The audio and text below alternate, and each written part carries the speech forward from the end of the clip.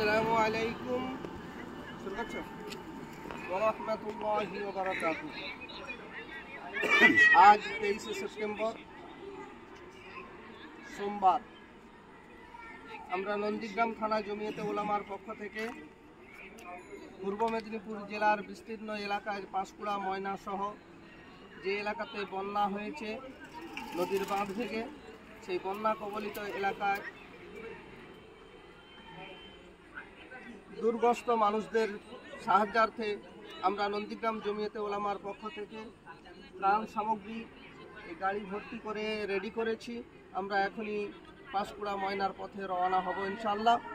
নন্দীগ্রামবাসী যারা এই ত্রাণ সামগ্রী সংগ্রহের জন্য সহযোগিতার হাত বাড়িয়েছেন, ওনাদের জন্য আমরা সমবেতভাবে দোয়া পোষণ করি। তার সঙ্গে সঙ্গে যারা এই ত্রাণের শরীক হতে পারেননি, আগামী দিনে হতে পারেন সেজন্য আমরা দোয়া করি। আল্লাহ পাক সকলের দানকে কবুল করুক, সকলের কুরবানি করুক। নন্দীগ্রাম থানা জমিয়তে উলামার পক্ষ থেকে বেশ কয়েকটা অঞ্চল কমিটি গঠন করা হয়েছে।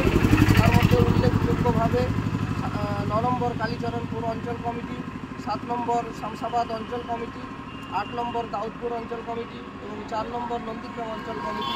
ওনাদের নেতৃত্বরা, এই কমিটির নেতৃত্বরা তারা অক্লান্ত পরিশ্রম করে এই ত্রাণ সংগ্রহ করেছেন।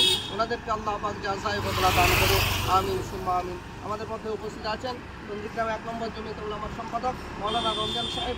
এই বিষয়ে একটু কথা বলবেন।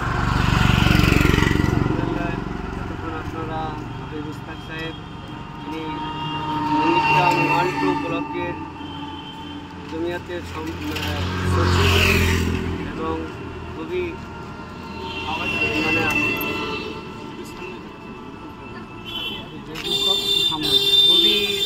দক্ষতার সঙ্গে এই ত্রাণ সামগ্রী সংগ্রহের জন্য উনি অক্লান্ত পরিশ্রম করেছেন।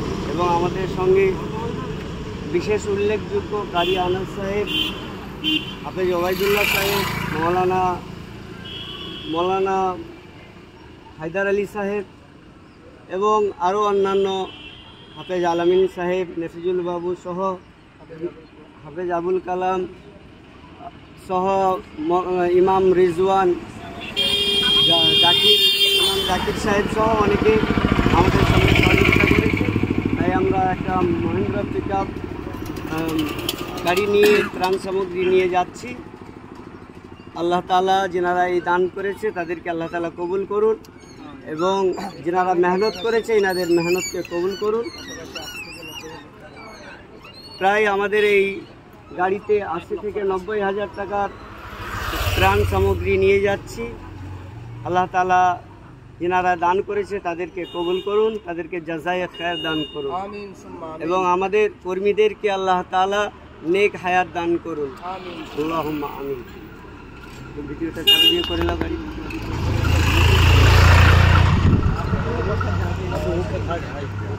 এখানে দেখে না, বন্ধ করো।